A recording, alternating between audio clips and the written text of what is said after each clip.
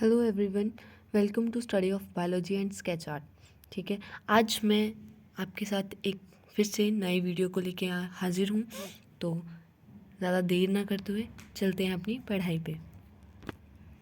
आज हम पढ़ेंगे डीएनए रिपेयर के बारे में।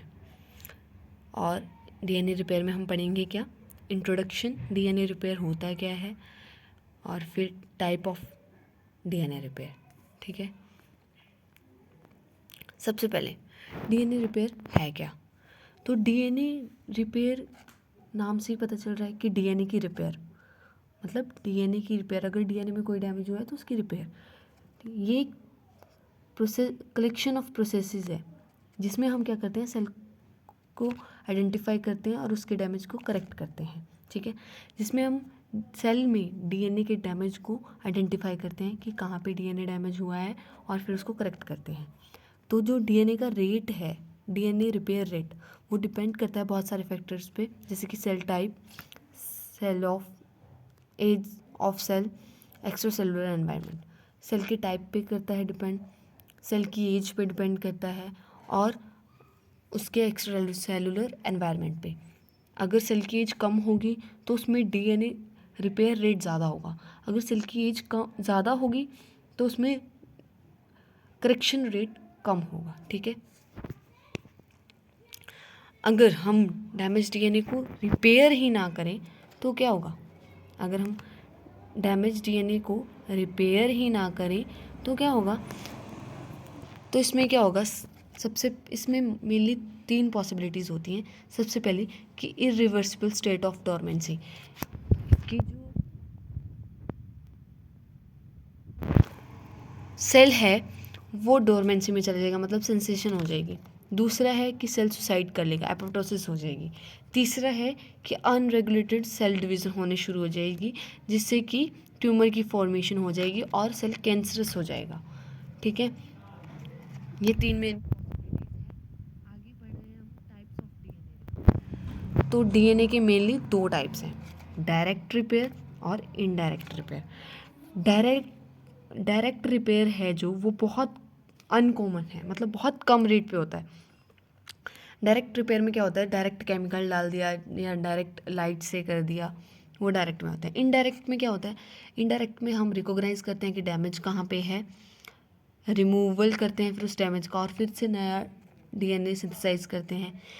इनडायरेक्ट में मेनली 3 पार्ट्स आते हैं, एक्सीजन रिपेयर, मिसमैच रिपेयर और recombination repair.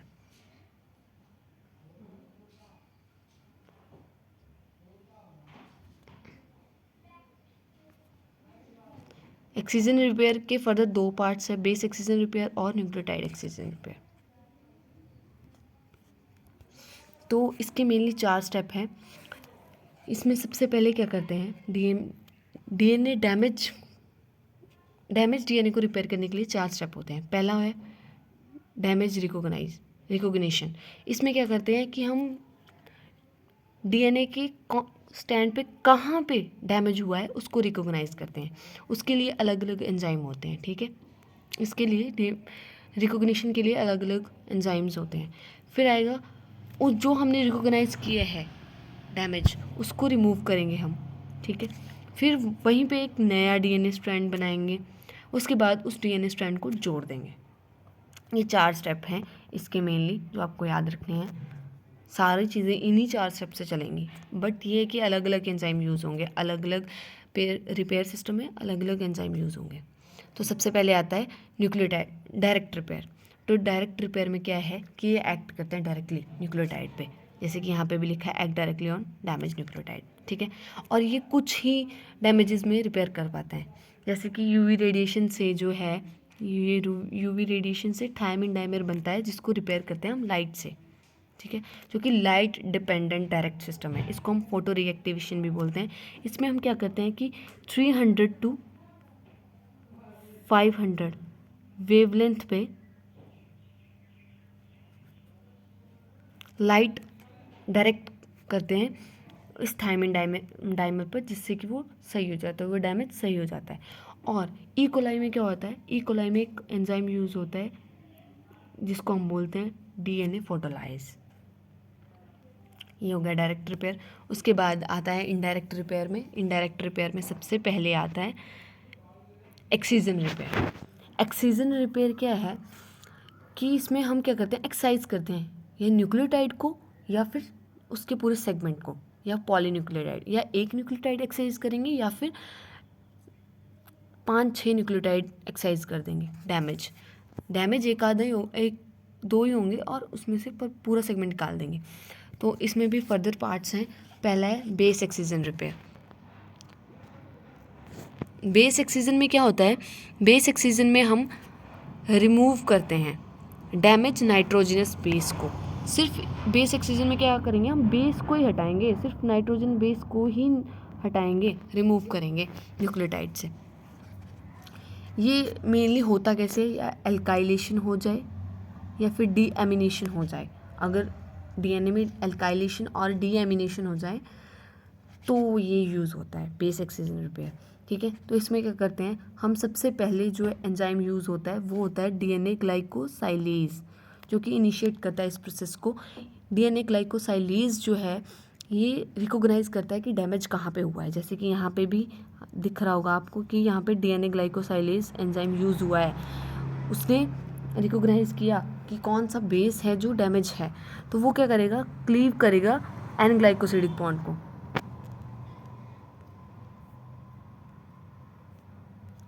N glycosidic bond को वो क्लीव करेगा, उसके बाद जनरेट करेगा एन ग्लाइकोसिडिक बॉन्ड, यहाँ से क्लीव कर दिया। उसके बाद उसने जनरेट की एपी साइट, यहाँ से रिमूव कर दिया, यहाँ पे क्या किया, एपी साइट बनाई। ठीक है, एपी साइट क्या होती है, एपी साइट को हम ए प्यूरिनिक साइट या फिर ए पिरामिडिक साइट बोलते हैं। ए प्यूरिनिक साइट वो होती है, ए प्यूरिनिक साइट जहाँ पे प्यूरिन लगाओ, अगर प्यूरिन लगाए, प्यूरिन को हटाया है तो उसको ए प्यूरिनिक साइट बोलेंगे। अगर पिरामिडिन लगाए, पिरामिडिन को हटाया है तो उसको ए पिरामिडिक साइट बोलेंगे। इसका मतलब है, एपी साइट का मतलब है कि शुगर विद नो बेस, मतलब शुगर है बट बेस एब्सेंट है, बेस निकाल दिया है।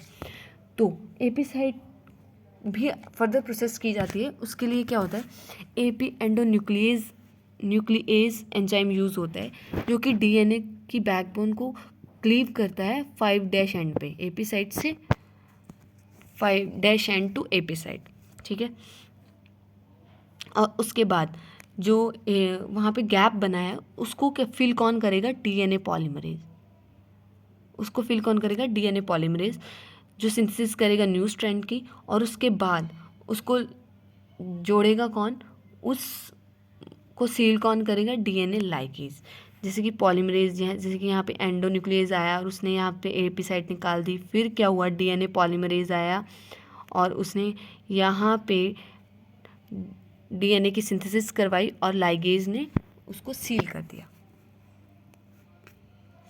आगे है nucleotide excision repair. Nucleotide excision repair में क्या होता है,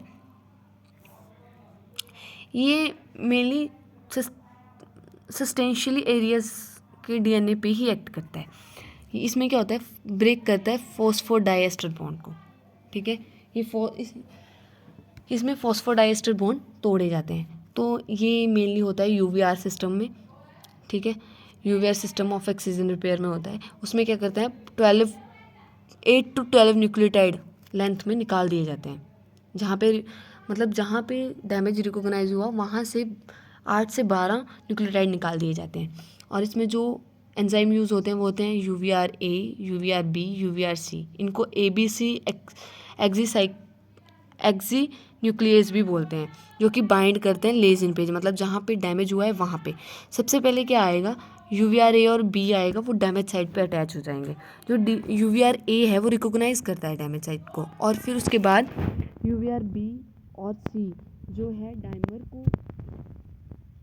बनाएंगे और क्लीव करेंगे 8 फॉस्फोडाइएस्टर बॉन्ड पे, 5 साइड से 8 फॉस्फोडाइएस्टर बॉन्ड पे क्लीव करेंगे, और 4th फॉस्फोडाइएस्टर बॉन्ड पे क्लीव करेंगे 3' एंड पे।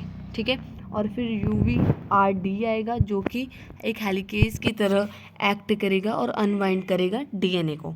और फिर जो गैप हुआ, मतलब पहले यहाँ पे UVRA आया, और उसने रिकॉग्नाइज किया। फिर यूवीआर बी और सी ने डाइमर बनाया, उसने क्लीव किया 8th पोजीशन पे 5' पे और 4th पोजीशन पे 3' पे। फिर क्या हुआ, फिर जो अनबाइंडिंग हुई वो डीएनए की, वो यूवीआर डी ने करवाई, और उसके बाद जो गैप बना उसको फिल कौन करेगा, डीएनए पॉलीमरेज 1, एंड उसको सील कौन करेगा, डीएनए लाइगेज। और इसका ह्यूमंस में मेनली इसकी वजह से न्यूक्लियोटाइड, इस न्यूक्लियोटाइड डैमेज की वजह से मेनली 2 जो है सिंड्रोम होते हैं। पहला है ज़ीरोडर्मा पिगमेंटोसम जो कि स्किन में होता है, और दूसरा है कोक्यम सिंड्रोम। ठीक है,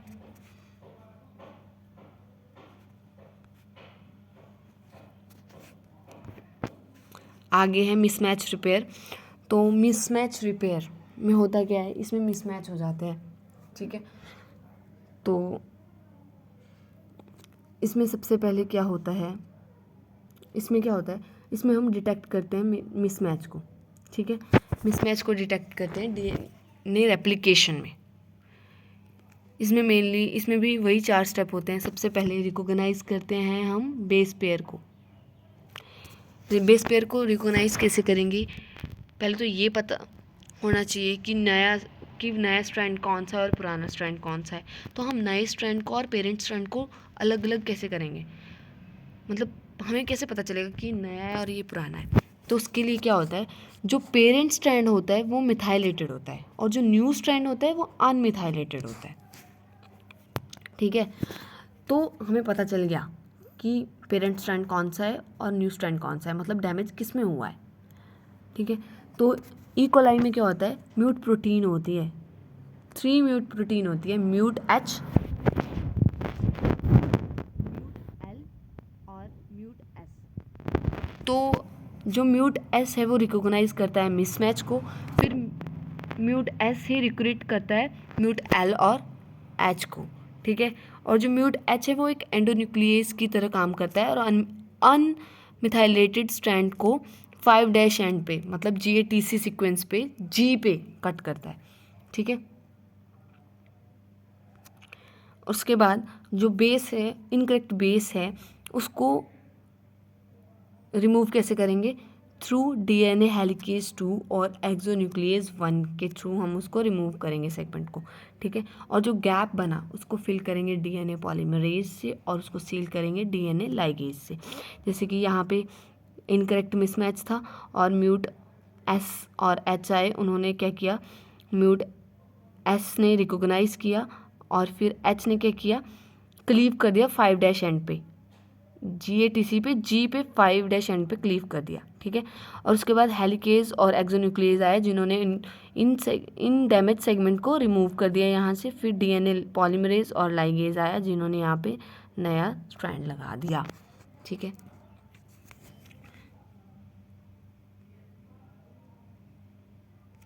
सो थैंक यू।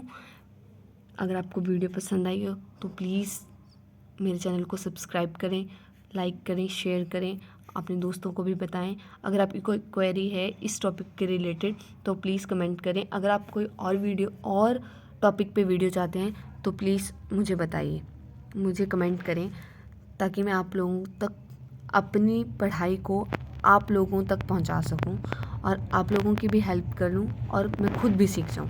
ठीक है, तो थैंक यू सो मच।